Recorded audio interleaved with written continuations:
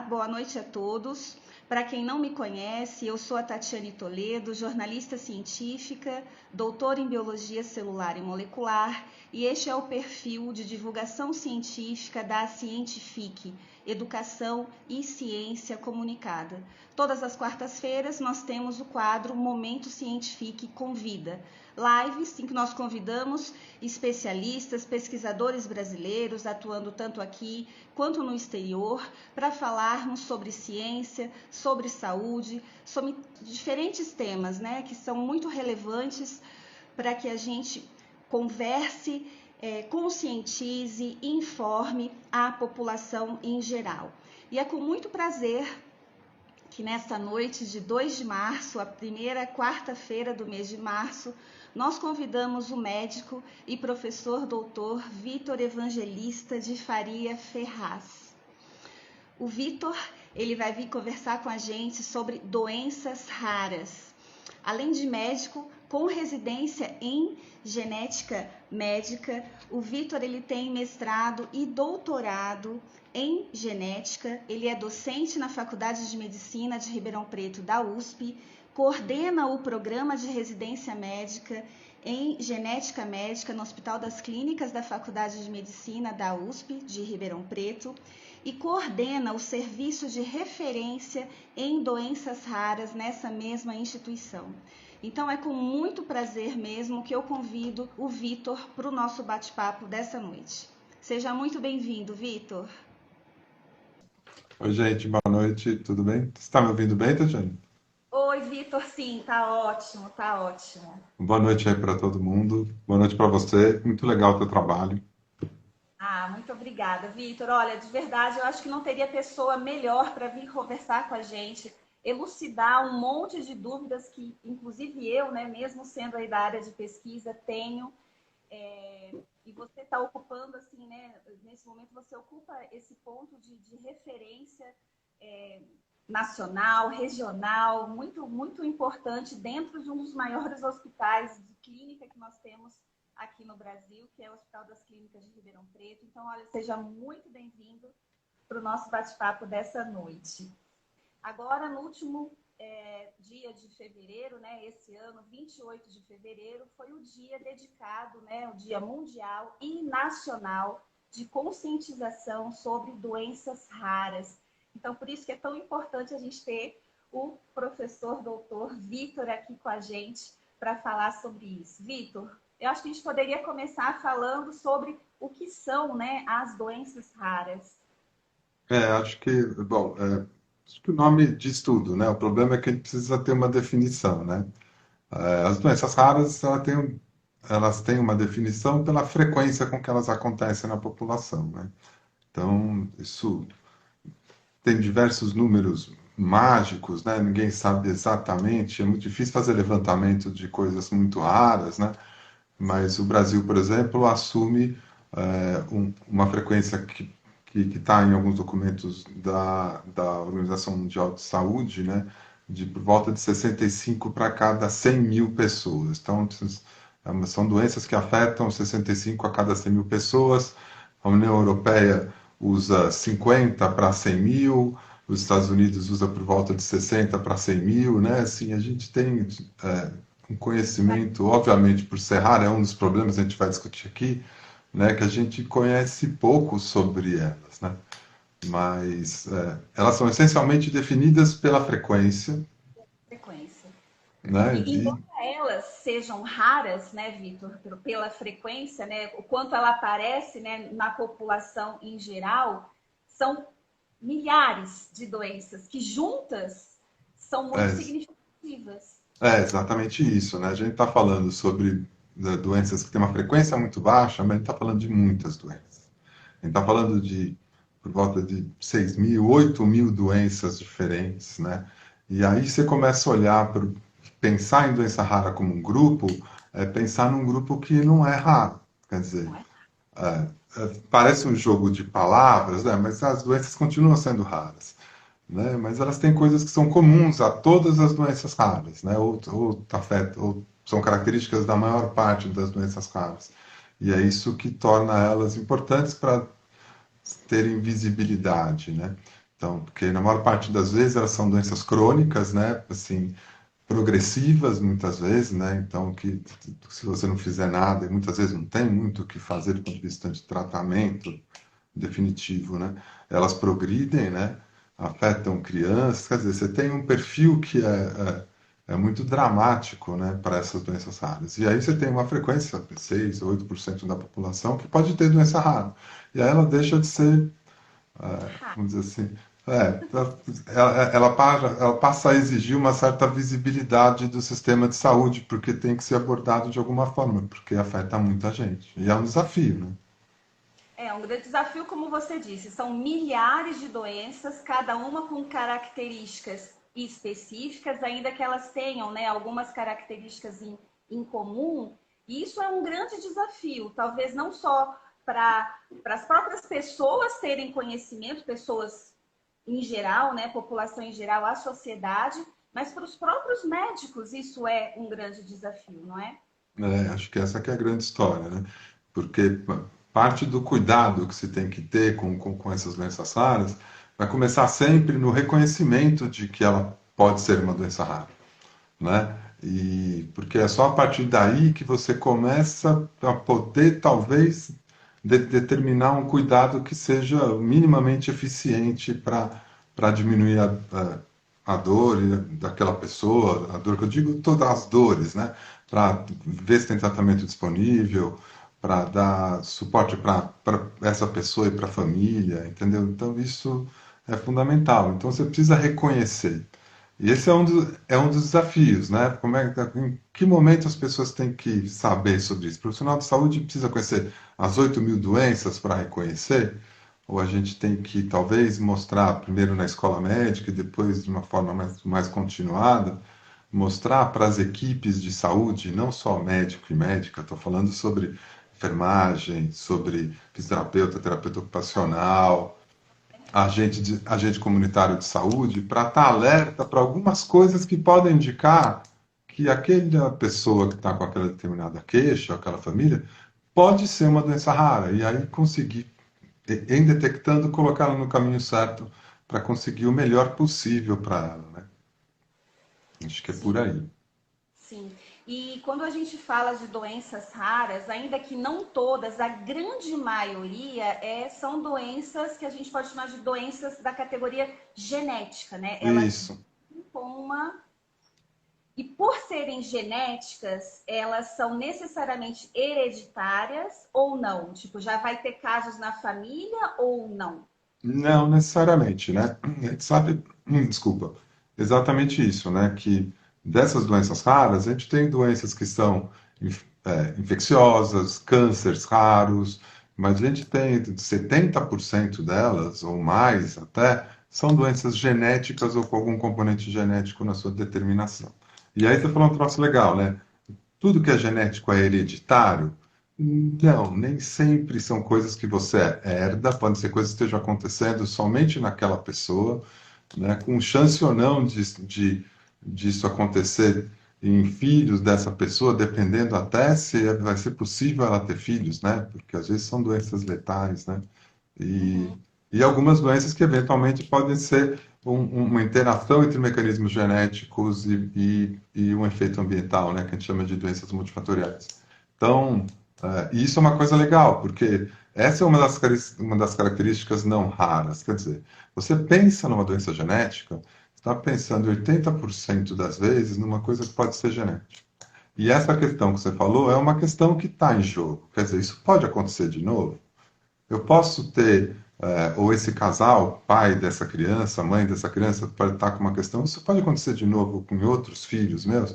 Isso com uma frequência grande, quando você está falando sobre doença rara, essa é uma coisa que eles merecem saber. Entendeu? Sim, sim. E aí, quando a gente trata desse cenário, por exemplo, um casal sem nenhuma manifestação, nenhum diagnóstico de uma doença rara, tem um filho que durante todo o processo que você vai explicar para a gente, né, como é que a gente chega num especialista de doenças raras, mas tem um diagnóstico de uma doença rara para um filho.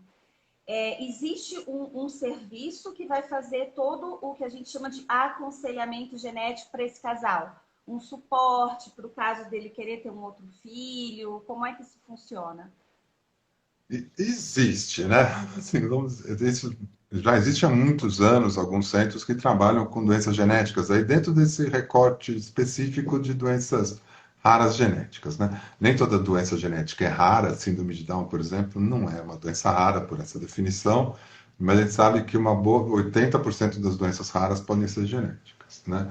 Existem serviços no Brasil que não são muitos que trabalham com doenças genéticas há muito tempo, né?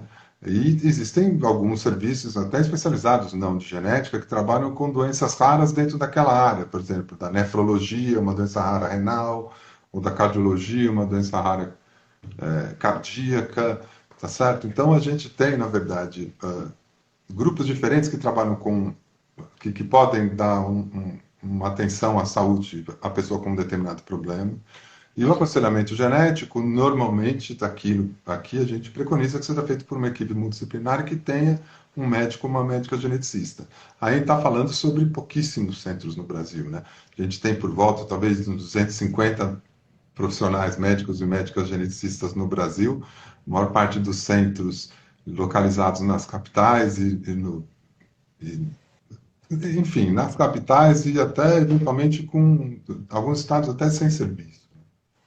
Pensando nisso, né, assim, há muitos anos diversas pessoas têm trabalhado para que se fizesse uma política pública relacionada à atenção a doenças genéticas e que migrou em 2014 para uma política nacional de atenção à saúde a pessoas com doenças raras, né? E pensando em dois eixos principais, um de doenças genéticas, né, e o outro de não genéticas.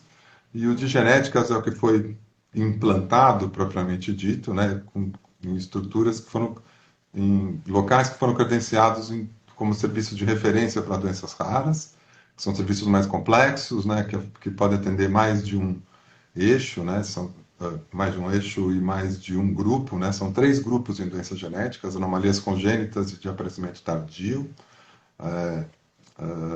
deficiência intelectual e erros inatos metabólicos. E um outro que se chama um serviço mais especializado, que pega, por exemplo, você tem um super serviço que atende nervofibromatose, não atende todas as doenças, mas para aquela ele é muito bom. Então ele pode ser credenciado com uma coisa menos complexa.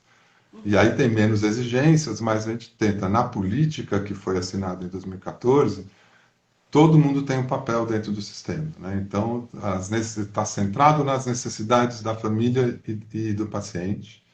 Então, precisa ter aconselhamento genético, né? O que muda é o grau de complexidade e o quanto é alcançado. Se você tem próprio ou se você tem que encaminhar para outro lugar. Sim. Então, existem lugares, locais, onde essas pessoas podem ser atendidas. Está muito longe de ser perto do que a gente precisa, tá? Pra você ter uma ideia, tá? A gente tem uma política nacional para doenças raras é de 2014, né, que foi assinada. Desde 2014 até hoje, a gente tem 17, 18 serviços credenciados no Brasil, É muito. né? É muito pouco. Talvez a gente tenha alguns locais sejam legais. Você participou da montagem desse dossiê, né, para poder. Em parte dele, é. Sim. Eu participei mais no de genética clínica, que foi um que saiu alguns anos antes, e que estava mais focado em genética clínica, mas que não evoluiu para uma política efetiva. Em 2014, já juntando, né, forças das associações, né, então, assim, o papel das organizações não governamentais, né, organizadas, né, em torno das famílias que tinham pessoas com essas doenças, foi fundamental para isso no mundo inteiro, né, e que aí apareceu esse paradigma, né, essa ideia das doenças raras como centro da atenção, né, e, e aí isso em 2014 o grupo começou a se reunir novamente lá no Ministério da Saúde e depois eu acabei entrando numa outra etapa que foi na da inclusão dos exames e aí assim de alguma forma ele está sempre participando até hoje, né? Então a gente é pouca gente, então a gente tem que ficar costurando lá. Claro. Vitor, nesse cenário das doenças raras, né, e um dos braços aí que você mencionou, que são os erros inatos, né, do metabolismo, a gente tem aí, né, disponível pelo SUS para todos o teste do pezinho, por Isso. exemplo. é fundamental para um diagnóstico precoce de algumas dessas doenças. É isso mesmo. Assim, talvez seja uma estratégia de saúde pública, talvez de maior alcance que a gente tem hoje, já estabelecida há muitos anos, né? Isso não começou ontem, é um programa que é, acho que a lei do Programa Nacional, eu tinha até anotado para não esquecer, mas acho que é de 2001. Já existia o programa, vira um Programa Nacional por volta de 2001, e aí se tem essa meta, né? Todas as crianças têm que fazer o teste do pezinho, que E esse englobava. ampliou muito, né? Tipo assim, Teve uma lei, que a lei, eu até anotei o número aqui para não esquecer, né? Que foi assim, que foi esse ano que passou, a lei 14.154 mudou de 6 doenças que a gente já tem implantadas, que ainda tem alguns lugares que nem as 6 estão totalmente implantadas, mas é o que é o mais consolidado, passa para 53 doenças. uau. E são 53 doenças que têm que ser implantadas em um programa por etapas, né? E que aí a gente tem diversas doenças, principalmente muitas doenças metabólicas, mas tem, por exemplo, na primeira etapa, até ampliação dessas 6, para além da fenilcetonúria, outras doenças que aumentam a fenilalanina, né, no sangue, para além da anemia falciforme, para outras doenças da hemoglobina, e toxoplasmose, que não é uma doença genética, né, toxoplasmose congênita. Então, essa foi uma primeira etapa. Mas no último lá tem, por exemplo, AME, né, que é uma que está bem em voga agora, né, que é uma atrofia muscular espinhal letal, que tem um tratamento proposto que custa uma fortuna, né, e que tem ficado muito na mídia.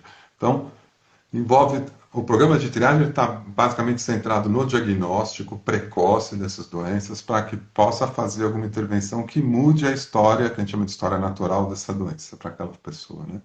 Então, muitas vezes, no começo, pode ser como a fenilcetonúria, né, que você faz diagnóstico, faz uma restrição alimentar da fenilalanina, né, no começo com uma fórmula num leite em pó, né, modificado, depois a pessoa começa a comer comida normal e pode fazer isso com dieta só, e Sobrevida normal, né? normal, até algumas que você sabe que é para melhorar a qualidade de vida sem tirar todos os sintomas, né? Então, tem algumas, fibrose cística ainda pode ter, tem tratamento, mas pode ficar sintomático, né? Então, mas a gente sabe que a primeira leva foram de doenças em que isso era muito crítico, né? Você fazia o diagnóstico, você conseguia provar uma terapêutica que era relativamente fácil de se fazer, não necessariamente barato, parece que é mais nem sempre barato, mas que muda a história, né? E a gente agora tem, isso já acontecia no que a gente chama de saúde suplementar, né? Nos convênios, né? Volta e meia tem lá alguém oferecendo, faz o teste do pezinho ampliado, aí tem um monte de outros exames. Essa lei aproxima o SUS disso, né? E é um desafio ver isso montado, né? E nessa escala que é no Brasil, porque o Brasil não é um país de 1 milhão de habitantes, né? É, É um, é o que a gente um fala, país né? O Brasil gigante. é um país de dimensões continentais. Nós temos muitos países dentro de um único, né? Então é muito difícil realmente a gente conseguir, né, abraçar. E eu acho que isso é uma das coisas que a gente deve valorizar muito, apesar das deficiências, Eu também acho. esse grande privilégio que é ter um SUS, né? Que tenha toda essa questão da universalidade, o SUS está aí para todo mundo, né? E não tem país que se atreveu a fazer um sistema público nessa escala, entendeu?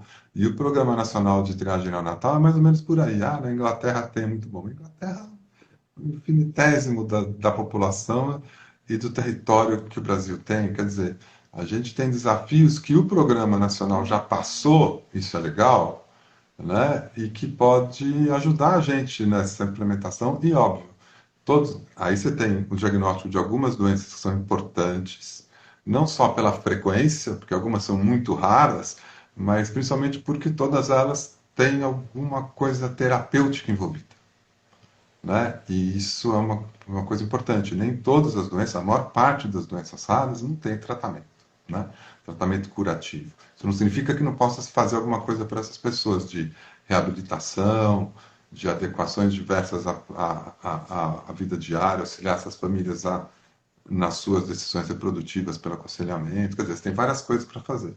Mas essas têm medicamento, vamos falar curto e grosso, né? Tem tratamento possível, nem sempre curativo, né? Uhum. Seria mais paliativo.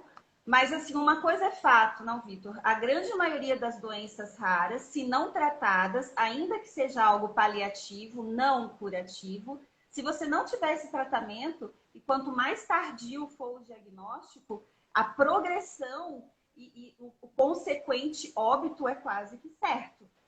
Se for falar quase que certo, mas uma grande quantidade, por exemplo, cerca de 30% desses casos podem falecer na infância, né? Algumas delas, você não tem esse desfecho necessariamente, mas o desfecho pode ser de uma deficiência intelectual ou motora incapacitante, quer dizer, e óbvio que eventualmente isso pode diminuir também a vida da pessoa, mas não é necessariamente uma coisa que leva à morte, entendeu? Tá. E a gente está falando de algumas que dão deficiência. E a gente fala muito de criança, né? Porque essa é uma outra coisa comum, né? Quase 70% dessas doenças, vão apresentar os sintomas na infância, né? Sim. E uma coisa que você abordou aí que é importante é o que a gente chama de jornada, né? Então, assim, a jornada de vida dessas pessoas atrás do diagnóstico. Algumas doenças têm até esse trabalho já feito, por exemplo, para a mucopolissacaridose, acho que por volta de 7 anos entre o aparecimento do sintoma e o diagnóstico. São 7 anos para um grupo de doenças, especificamente, que alguma delas tem tratamento, né? Então, assim, é um absurdo, a gente deve fazer. Não, só isso tem que pensar, são doenças raras. Ninguém vai adivinhar com muita facilidade, fora um especialista, qual é essa doença. Mas o Uhum. sistema precisa estar alerta de que, olha, se apresentou tal quadro, eu fiz a investigação das coisas mais frequentes e não é para mandar para casa e falar que eu não sei, é para encaminhar, porque pode ser, tem que pôr nesse jogo que olha, entre os diagnósticos tem algumas doenças raras que podem dar isso. E ele tem que saber o caminho que ele tem que fazer para colocar essa pessoa no lugar certo. Quanto antes for, mais chance tem de ter melhor qualidade de vida, aumentar sua sobrevida, que a gente chama também, né? Viver por mais tempo, né? Viver com qualidade por mais tempo. Mesmo para decisão reprodutiva, né? Você imagina em 7 anos a pessoa não saber nem o que é genético ou não. Ela pode ter tomado decisões reprodutivas, tanto para ter filhos ou para não ter, simplesmente em função do que ela achava, sem ter uma informação simples, só é genético e pode recorrer. E aí ela pode tomar a decisão sabendo o quanto é, entendeu? Então a diferença entre lidar, às vezes, com duas, três doenças, com duas, três pessoas afetadas pela doença, ou uma, se você sabe qual é o diagnóstico, né? Sim. Enfim. Realmente é um quadro, né, um cenário bastante complexo, mas se a gente pudesse dar uma resumida em como seria, em teoria, o procedimento assim, ideal para que um paciente chegue a um especialista dentro de um HC da Faculdade de Medicina de Ribeirão Preto, da USP, por exemplo. A Tá. gente sabe que o problema pode surgir a partir da detecção de diferentes profissionais, né, de diferentes categorias médicas. Mas existe um caminho mais ou menos traçado? É, esse é um dos grandes desafios que a política teve, de como fazer essa rede funcionar com o número de serviços que tem, tá? A lógica que hoje existe, é a lógica simples de que todo o sistema ele é hierarquizado, né, o sistema de saúde, você tem níveis diferentes de complexidade, então se você acessa o de mais alta complexidade, e aí os serviços de referência em doenças raras são também de alta e média complexidade, através principalmente das estratégias da atenção básica e saúde da família. Ou seja, né, estou pensando em SUS, basicamente, tá? Então a pessoa tem que procurar um posto, você vai ser encaminhado pelo profissional que está seguindo ela no posto, vai fazer uma carta de encaminhamento falando sobre as necessidades e ele tem que saber que tem um serviço de doenças raras. Ele não precisa, ele pode ir para uma especialidade direto, por exemplo, ele acha que precisa de um geneticista ou de um neurologista, e aí vai chegar dentro de um serviço que tem complexidade suficiente para dar conta de investigar, né, e de eventualmente tratar. Esses serviços de referência, a maior parte deles, uma boa parte deles, também é centro de tratamento, apesar da política não tratar sobre isso, não vincula as duas coisas, né? Tá.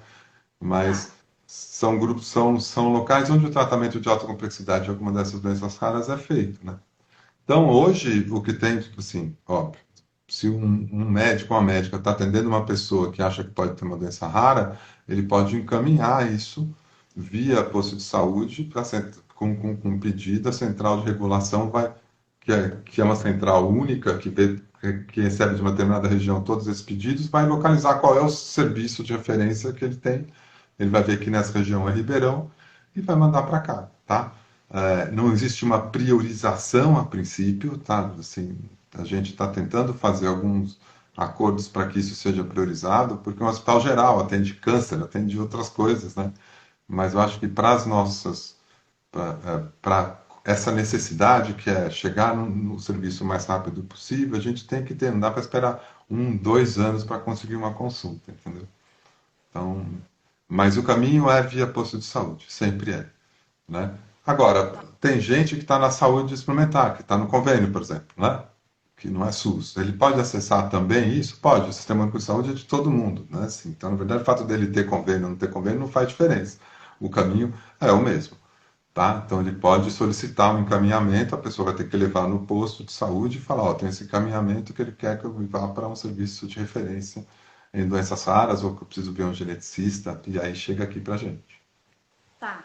Uma outra coisa, deixa eu te perguntar. A política que existe é em termos de assistência, de atendimento, diagnóstico, e você disse que não, o tratamento não está necessariamente incluído nessa política, é isso?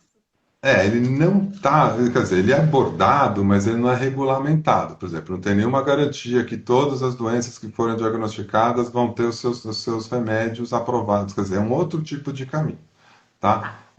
Então, óbvio que está na política, é uma política integral, a pessoa tem que ter acesso aos medicamentos, você tem que ter acesso à melhor terapêutica possível, mas a melhor terapêutica possível que existe dentro do SUS. A batalha pela inclusão desses medicamentos para doenças raras, que é uma outra coisa comum que eles têm, né? Imagina, você está trabalhando com uma doença rara, é uma doença que tem menos de 200 mil pessoas num país como os Estados Unidos, tá? Afetadas por isso, às vezes muito menos. Às vezes no mundo tem 10, 15, 20, 30 pessoas. Qual indústria farmacêutica vai investir para criar um medicamento para esse grupo de pessoas? Ou quando investe, imagina o custo que isso é. Então, esse é um outro desafio, né? São que a gente chama de são medicamentos órfãos, né? Que são medicamentos assim, a pessoa não vai desenvolver porque não tem quem use. Óbvio que tem quem use, né? Mas Mas isso, numa lógica como a gente vive, né? Uma lógica capitalista, as pessoas têm investimento que esse investimento não retorna. Então, isso obviamente tem que ser regulamentado e regulado de alguma forma, né? Ou fomentado por alguém, ou pelo Estado, ou por outras instituições que possam fazer com que isso aconteça. Mas hoje a gente tem, por exemplo, quando eu fiz residência, você contava nos dedos as opções terapêuticas para doença genética. Hoje a gente tem muito mais. E o caminho para aprovação passa por um outro caminho, né? Tem que aprovar na Anvisa, aí tem que negociar, tem medicamentos caríssimos, né? Mas o governo sabe que quando ele negocia é melhor do que ele esperar que judicialize, que é o que acontece muito com isso, né? Que é a pessoa tem a prescrição médica, o SUS não vai, ele vai no juiz, o juiz manda o governo dar, e o governo tem que se virar para dar, porque é uma ordem judicial. E aí os preços com que ele lida são preços muito maiores, então é vantagem já ter para o Estado organizado, devidamente, né? Mas óbvio que isso é uma negociação diária, né? Assim, a saúde é um bem infinito, mas o que custeia, o que paga, assim, esse sistema é finito de alguma forma. Então tudo passa por um que eu chamo de um pacto social. A gente precisa decidir o que a gente vai fazer para cada uma dessas situações, né? sim. Então, É bem complicado. Eu, pessoalmente, né, na minha família, a gente já passou por uma situação dessa. A gente realmente precisou recorrer à justiça para que minha mãe recebesse um medicamento para ela. Também mas é foi comum. caro, né? Mas assim, não tem cabimento o preço do remédio, né? Mas enfim. Mas E faz parte desse jogo, né? Assim, tudo está envolvido nisso. Bem, tem que pôr numa mesa, as pessoas precisam conversar. e decidir qual que é a melhor estratégia, né? Em que momento a melhor estratégia, isso depende em que parte do desenvolvimento de saúde da população o país está, né? Se o país, né, tem outras coisas que são muito mais críticas naquele momento, né? Mas o que a gente percebe é que a gente já está numa mudança epidemiológica. Nas doenças tratáveis da infância, por exemplo, né, elas cada vez, as crianças morrem menos por causa disso. Aí o que acontece? Essas doenças são raras, começam a aparecer, elas não está tendo uma epidemia, elas, simplesmente as outras que eram tratáveis estão diminuindo, porque o pré-natal melhorou, porque as condições de berçário melhoraram, né? E aí o que aparece? As coisas que não têm um tratamento fácil, né? E aí elas começam a ficar visíveis de formas diferentes, né? É Mas é isso. um desafio, né? Precisa negociar, precisa ter a sociedade civil junto, de uma forma organizada, como eles têm se organizado muito, com iniciativas fantásticas, entendeu? Foi inaugurado agora, né? Se na verdade é um projeto da Casa Hunter, junto com outros institutos, na verdade o instituto está lá em Porto Alegre, de fazer uma Casa dos Raros, né? Que é um centro de atendimento integral para doenças raras, com o apoio da iniciativa privada e de ONGs, tá certo? Então, você tem participação de diversos setores da sociedade nisso, porque precisa, não tem outro jeito. Sim, claro, claro. Vitor, a gente sempre abre uma caixinha de perguntas e eu também abro um grupo de WhatsApp que a gente tem aqui da Cientific e a gente recebeu algumas questões aqui para eu poder passar para você. Algumas eu acho que a gente acabou já abordando aqui no Ah, nosso papo. Você falou da questão da prevalência das doenças raras, uma grande maioria, né, se manifesta na primeira infância.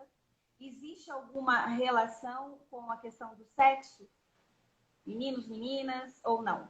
não, acho que não. Assim, tem algumas doenças que são mais prevalentes em meninos, outras mais em meninas, né? Mas sabe Tá. que não tem, aparentemente. Tem um levantamento sendo feito, é um projeto muito legal que chama Rede Raras, não sei se você já ouviu falar. O Ministério, exatamente porque os dados sobre essas doenças são muito poucos, de quantos pacientes tem no Brasil, o que eles fazem, quer dizer, quem é que está tratando, ninguém sabe. Uhum. Aí o CNPq, ou melhor, o Ministério, através do CNPq, lançou um edital para pegar um grupo que fizesse essa pesquisa para eles, né? E a gente faz parte, na verdade, são quase são todos os centros de referência, mais outros, liderados por um grupo que tem a parte mais médica em Porto Alegre e a parte de informática aqui em Ribeirão. E a gente vê que lá já tem alguns dados desse levantamento. Você está fazendo levantamento de toda a casuística atendida de 2018 e 2019. A razão sexual está mais ou menos a mesma, não tem prevalência, né? Tá, Maior de um ou de outro. tá. Mas a questão da idade, a grande maioria realmente se manifesta na primeira infância. Sim, a maior parte da casuística desses pacientes é pediátrica, né? A maior parte dela. Ou, pelo menos o início dos sintomas é pediátrico, né? Uma boa parte até congênito, né? Já aparece logo no começo. Começo, certo. A gente já falou da importância do teste do pezinho, a questão do tratamento e cura. Algumas têm tratamento, ainda que seja paliativo, não curativo. Essa questão do custo do tratamento, também chegaram algumas perguntas falando assim da seguinte questão. Eu quero sua opinião. Eu tenho a minha muito bem formada em relação a isso, mas eu quero saber a sua opinião. A maioria das pessoas, elas não têm conhecimento de como se dá esse processo de obtenção via SUS dos medicamentos que não estão padronizados, né, como sendo disponibilizados de imediato, diretamente. E algumas pessoas têm uma visão de que, mas até que ponto o governo vai custear um medicamento tão caro para uma única pessoa em detrimento de um medicamento muito mais barato que vai atender muito mais pessoas. Fala um pouquinho para a gente sobre isso. É muito difícil, assim, depende de qual olhar que você está dando, né? Foi o que eu disse, a saúde na nossa Constituição, né, a Débora Diniz falou isso uma vez, né? Ela está colocada de tal forma que na nossa Constituição você não tem direito a ser atendido, a ser cuidado pelo Estado em serviços de saúde gratuitos. Não é isso que está escrito. O Estado tem a obrigação de te dar saúde. A mesma coisa que falar que te manter alegre o tempo todo. E se você não estiver alegre o tempo todo, você pode ir num juiz e processar o Estado porque não está te mantendo alegre o tempo todo. Grosso modo é isso. E isso Uhum. cria um desafio legal, porque é óbvio que na hora que saúde é um direito da pessoa e um dever do Estado, tudo que afeta a saúde individual vai cair no colo do Estado, né? E óbvio que o recurso para financiar isso não é infinito, como, né? Então, eu entendo perfeitamente quem está dizendo que isso, ou quem perguntou, isso já foi, eu já vi médicos geneticistas falando sobre isso, né? De que é um absurdo financiar, assim, tá gastando dinheiro com um grupo de pessoas sei lá, 20 pessoas no Brasil que tem uma doença rara, vai gastar 80 mil reais com cada uma delas todo mês para o resto da vida, né? Enquanto tem outras questões até em genética mais prioritárias. Sim. A questão é que, óbvio, tem duas perspectivas. Uma de quem está, né, com uma pessoa na família que tem esse problema, né? E aí isso é até todo o seu universo, né? Ou de quem está cuidando dessa pessoa, é todo o seu universo. Eu acho que ela merece ir atrás do que for possível e impossível com todos os recursos. Do ponto de vista do Estado, é uma questão de se organizar. É óbvio que algumas coisas, porque como a Constituição ela é desse jeito, ele vai continuar trabalhando desse jeito nas ultra raras, por exemplo. Tá? Mas das que não são ultra raras, né, que tem um medicamento que ele pode obter de uma forma mais razoável, entendeu? Ele pode diminuir o seu prejuízo de alguma forma, né, assim, que seria muito maior se ele do que ele atender por via judicial. Sendo que, por via judicial, muitas vezes tem uns absurdos no fim da picada. Durante muito tempo foi tratar uma doença chamada retinose pigmentar em Cuba, com um tratamento que todo mundo sabia que não tinha efeito nenhum.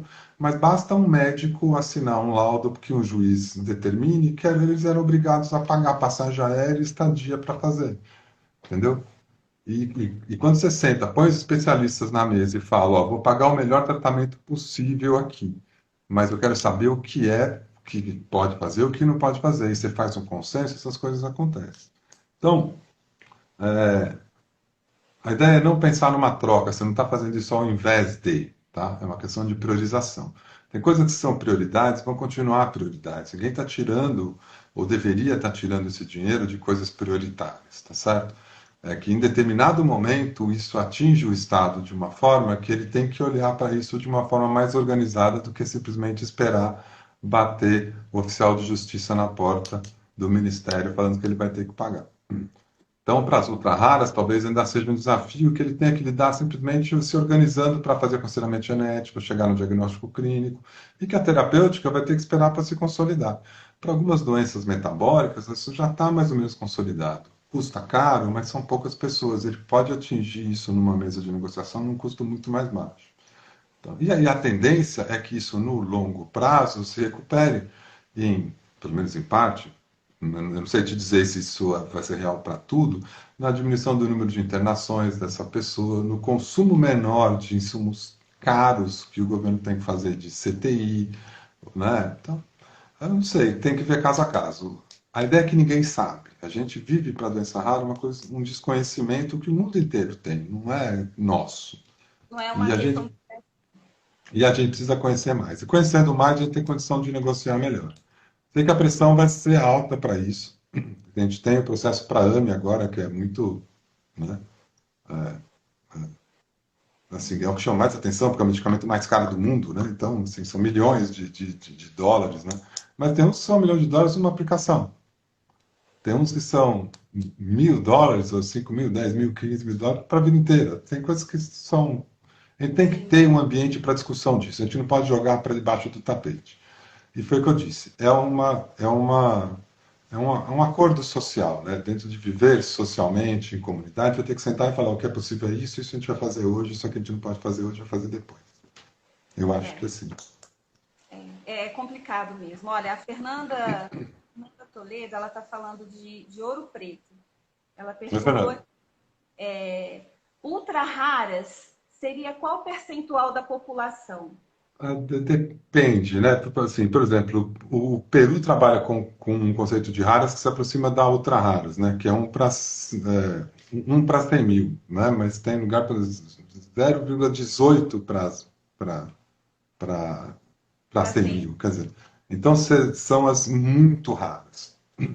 que essas têm todas as dificuldades piores, né? Assim, então, que aí medicamento é muito difícil, mas tem gente, assim, essa polêmica do número é uma polêmica importante, porque na hora que você coloca isso daqui no Ministério da Saúde, foi palco de uma discussãozinha aqui, recente. Na hora que o Brasil usa o corte mais alto de doença rara, o menos raro para doenças raras, tá? Que é 65 para 100 mil. Europa, o que dá por volta de 1,2, né?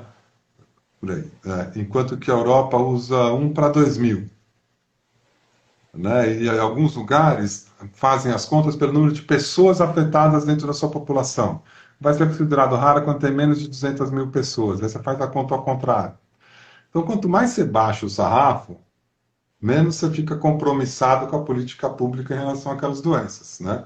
Então, óbvio que, né, se eles quiserem colocar só as doenças raras, mas não tão raras, eles vão tirar as ultra raras, isso tudo é uma política, né? Então, uma política de atenção a doenças raras envolve construir a atenção para essas pessoas dentro de uma coisa, dentro de um sistema de saúde, né? E, e até isso é chave, quer dizer, qual vai ser a frequência que a gente vai usar? Porque se eu estou pondo 65 para 100 mil, eu estou pondo um monte de doença aí que eu vou ter que pagar exame, que talvez se eu pusesse 50 para 100 mil, eu não precisasse estar pagando essas daqui, entendeu? Complicado mesmo. Mas A ultra rara é ultra rara mesmo. A Tá? Lígia Pereira Castro, ela colocou aqui: o problema está em quem senta à mesa para determinar tudo isso. Concordo, Nem concordo. sempre são as pessoas mais indicadas para fazer essa avaliação. Realmente é muito.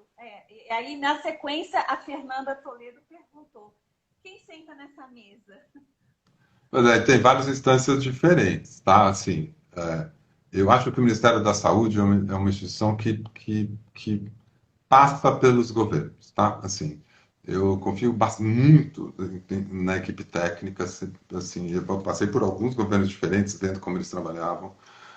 É um corpo técnico muito qualificado, e que tem condição de fazer essa discussão. Obviamente não precisa, não dá para fazer sozinho, eles têm as ferramentas para irem buscar essas informações, mas eles precisam de um corpo técnico de apoio especializado, e eles pedem, então, assessoria para as universidades. E hoje, e a política de raras veio muito por conta disso, hoje tem uma pressão muito forte, uma presença muito forte, hoje não, desde que se instituiu essa questão das raras, da sociedade civil organizada, das famílias de pessoas com doenças raras. Então, eles estão participando da política desde o começo. Né? Eles estão lá brigando para que ela seja implantada e seja avaliada e que ela funcione. Então, assim, em tese, são os elementos que a gente precisa para discutir essas coisas, né?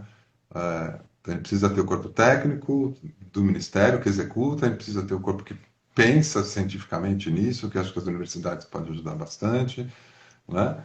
E a gente tem que pôr os outros elementos, né? Os pacientes, as famílias, e não adianta tapar o sol com a peneira, né? Assim, junto tem a indústria, então a gente vive num país capitalista, né? Então, assim, a indústria farmacêutica, são todos eles que precisam estar sentados, a gente precisa acertar, sem pesar muito a mão em um e no outro, porque né? São São, coisas são que tem. muitas diferenças que se complementam e é necessário, né? Não pode ver um lado só. Isso. E tem que prezar pelo que é comum entre eles, né? O que eles desejam que é comum. Porque as diferenças a gente sabe que tem um monte, né? Mas a gente tem muita coisa que avançou exatamente por causa disso. Então, o condicionamento genético é importante, já tinham serviços no Brasil que atendiam, eles precisavam se organizar, precisavam financiar esses exames para dar diagnóstico, alguns exames estão muito mais baratos hoje, então você tem uma circunstância melhor para poder fazer, entendeu? Então, isso são coisas comuns que já melhoram muito a atenção. Mas o desafio sempre e não é só de quem é paciente, não, e família. Eu conheço muito serviço importantíssimo no Brasil que não se habilitou para ser serviço de doenças raras, porque o hospital fala assim, olha, isso vai implicar a gente ter que atuar em cima de medicamentos judicializados e a gente sabe o que acontece. Na hora que o Estado paga, ele olha e vê quem foi que prescreveu de qual foi o hospital. E aí ele fala, esse recurso vai sair do seu recurso ano que vem. Nossa. Assim, grosso modo, tá? Não estou acusando nenhum Estado a fazer isso, mas é isso que acontece. porque ele quer inibir que, assim, que se peçam coisas fora da lista de medicamentos que já estão lá no SUS, entendeu? Uhum. Então tem eles não chamam de punição, eles chamam só de equilíbrio de contas, né? Teve que tirar aquilo para pagar aquilo judicializado, vai tirar para. Então é difícil. Todo mundo pensa nisso na hora, todo mundo pensa. Então é um problema que a gente está, acho que, lidando da forma correta. Tem que ter solidez acadêmica o máximo possível para a doença rara e o tratamento, tá certo? Não é qualquer tratamento, é preciso ter realmente uma coisa eficiente. O Estado é um comprador, é o comprador, né? Não tem milionário que vai comprar esse exame, né? Sim, eles vão pedir para o Estado pagar. Não tenho Uhum. dúvida, é isso que acontece, tá? Sim. E aí o Estado precisa se proteger de alguma forma disso, né? Imagina se o convênio quer pagar isso, né? É. Não é só. Então, eu acho que a mesa, ela nunca teve melhor. Eu não sei se ela é excelente, mas quem senta lá hoje é muito melhor do que quem sentava 20 anos atrás. Está muito mais representado, né? Que bom, que bom. Vitor, você é coordenador do Serviço de Referência de Doenças Raras, tá aí no Hospital das Clínicas Isso. da Faculdade de Medicina da USP de Ribeirão Preto. O que significa ser um centro de referência? E vocês devem estar no topo, né, em termos da complexidade de atendimento, imagino. A gente, de certa forma, a clínica já estava, ele é de tal de alta complexidade, né? Você travou ou não? Não, tá indo, tá legal, Vocês pode estão me falar. ouvindo? Não. Sim. Tá. Mas o que ele faz essencialmente é organizar o fluxo, é dar visibilidade. Então, no Brasil inteiro, hoje sabe que tem um serviço de doenças raras em Ribeirão Preto, que pode ser acessado internamente no Estado de São Paulo pela regulação médica e externamente pedindo, tem esses recursos dentro do SUS para atendimento fora de domicílio, então dá visibilidade. Aqui o hospital se credenciou como serviço de doenças raras e não um serviço de genética, então tem diversas portas de entrada diferentes, a neurologia com os casos deles, a genética com os casos dele, a nefra com os casos dele, a clínica médica com os casos deles, e a gente está no entorno disso. E essencialmente o que muda é o ressarcimento. Na verdade, a política criou uma lógica, que é uma lógica interessante, em que ela incluiu vários exames, né, de genética molecular até, na lista do SUS, que só podem ser pedidos por esse serviço. Mas todos eles têm custeio zero. Quer dizer, se você fizer esse exame, você não vai receber nada. Zero. Só que o que ele paga é um pacote de avaliação diagnóstica de doenças raras com anomalias congênitas. São 3 procedimentos. E nisso ele paga um valor X que acomoda poder fazer alguns. A cada 3 meses eu peço esse valor para aquele paciente, até chegar no diagnóstico dele. E com esse Ah, dinheiro eu posso pedir tal exame. Alguns não dão com um exame, com um procedimento desse, eu só posso fazer isso que a gente chama de APAC a cada 3 meses, né? Então, mas eu vou pedir um outro lá na frente, com mais 3 meses, com esses dois dinheiros juntos eu consigo pedir um exame mais complexo, mas ele só envolve a questão diagnóstica. Então, a questão terapêutica, como eu disse antes, ela não está, é um processo que está ligado a isso, mas não é o serviço de doenças raras que resolve. É ele que aplica muitas vezes esse tratamento, mas ele não gerencia isso, tá. tá? É, Então, na verdade, isso mudou. A gente passa a receber algum recurso, é um recurso que, que para diagnóstico individual, se for pensar, esse valor paga um exame? Não, não paga, né? Mas a gente sabe que quem não pede, assim, para aqueles que eu faço diagnóstico clínico sem exame, eu percebo a mesma coisa. Então, um compensa o outro. É um sistema meio maluco, você tem que fazer o gerenciamento interno disso para poder ofertar, mas certamente já precisa de uma revisão, né? E talvez até a oferta desses exames via SUS como quem executa, entendeu? uhum, Talvez em um laboratório central para as coisas mais complexas, né? Exoma, array, né? Que são os exames mais caros. tá. Vitor, você comentou com a gente, né, que das grandes dificuldades é realmente, né, fechar um diagnóstico, porque exatamente por serem doenças raras, a a disponibilidade de informação ela é muito menor. Então, a gente sabe que até o paciente conseguir chegar num centro como o Hospital das Clínicas, da Faculdade de Medicina de Ribeirão Preto, isso pode demorar muito tempo. Mas a partir do momento em que ele está aí, já sendo assistido por vocês, tem uma média de tempo para que se feche um diagnóstico, ou isso também é muito relativo? É relativo. Eu não tenho esse número para te dar, tá? Porque são doenças muito diferentes. Posso falar um pouco da genética e de algumas áreas da genética. Talvez seja mais fácil eu falar o quanto está contrastado com o que eu vi há 20 anos atrás, em que Tá. você tinha muito menos exames disponíveis para conhecer a causa genética específica, né? Porque você tinha os exames para acessar o material genético e buscar uma confirmação de uma hipótese que você faz de uma doença que tem causa tal, eram poucos e a gente não sabia nem quais eram esses genes. Isso mudou muito nos últimos 10 anos, muito. Então, hoje a gente tem exames de genética de complexidade alta, que vem todos os genes do nosso genoma por, sei lá, 2.000, 3.000 reais, ou 40, 50 genes por 1.200 reais em 10 vezes sem acréscimo no cartão de crédito em laboratório privado, né? Então, você mudou o cenário para dar o diagnóstico definitivo de algumas doenças. Mesmo assim, uma boa parte delas fica sem diagnóstico.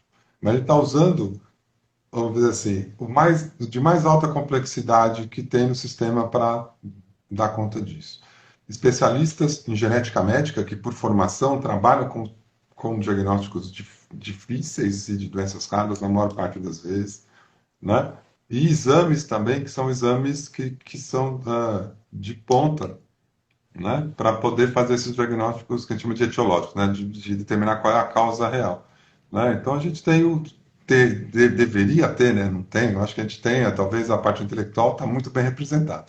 Mas a parte de laboratório, nem tanto. Isso mudou muito, né? Na nossa época, quando a gente fazia pós, antes fazia biologia molecular para doenças humanas, era dentro da universidade, né? Uhum. Então, você queria estudar uma doença tal, você descobria qual era o cara que lidava com essa doença no mundo para conversar com ele, para ver se podia mandar o DNA aqui para ele fazer o exame. Hoje, esses recursos estão na iniciativa privada, não estão aqui dentro, Uhum. tá? Isso mudou muito a lógica, né?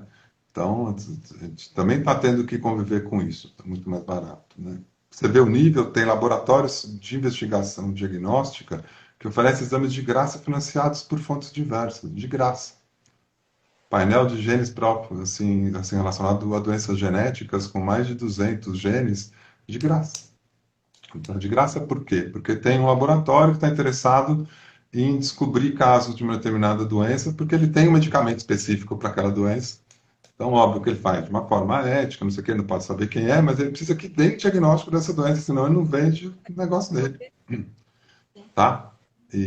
Então a gente é nesse nível que está lá fora. Aqui dentro a gente ainda tem dificuldade disso, tá? Eu acho que isso é um desafio para a gente ter isso disponibilizado dentro do SUS. Coisa que já está para a saúde suplementar. Você pega as normas da Agência Nacional de Saúde Suplementar, que são as diretrizes, que deu esse pau agora, se elas vão ser taxativas ou não, né? Tem lá as recomendações para poder pedir exames genéticos de diversas doenças genéticas, né? Para o SUS isso não existe, entendeu? Porque esse exame não está disponibilizado no SUS formalmente, assim, né? Então a gente tem que montar com esse dinheiro que a gente recebe dessas políticas públicas. Isso vai ter que mudar, mas reavaliando a política, acho que a coisa anda. Tá. É complicado. Mas a gente pode dizer que o Brasil ele está no mesmo nível que qualquer outro lugar. A gente tem capacitação técnica, tem profissionais para isso, todo o conhecimento científico, e ainda que você diz, né, são poucos os médicos geneticistas no Brasil, são poucos os centros de referência, mas o que nós temos é de excelente qualidade. Eu acho, eu sou suspeito para falar, acho que é de muito boa, tá? Assim, só para ter um pouco de modéstia, eu falo Também assim que é acho. muito boa. E acho que a gente está alinhado em genética há muitos anos, até à frente algumas coisas, né? Por exemplo, a especialidade de genética médica ela foi reconhecida no Brasil antes de ser reconhecida nos Estados Unidos como especialidade médica, né? A gente tem uma atuação muito forte em genética em vários campos que tem reconhecimento internacional, né? Genética não estou falando só sobre genética humana, né? Sobre genética em geral. Acho que a gente tem um corpo técnico, mentes brilhantes aqui, e tem equipamento de formação de profissionais, que é a residência médica, né? As pós-graduações.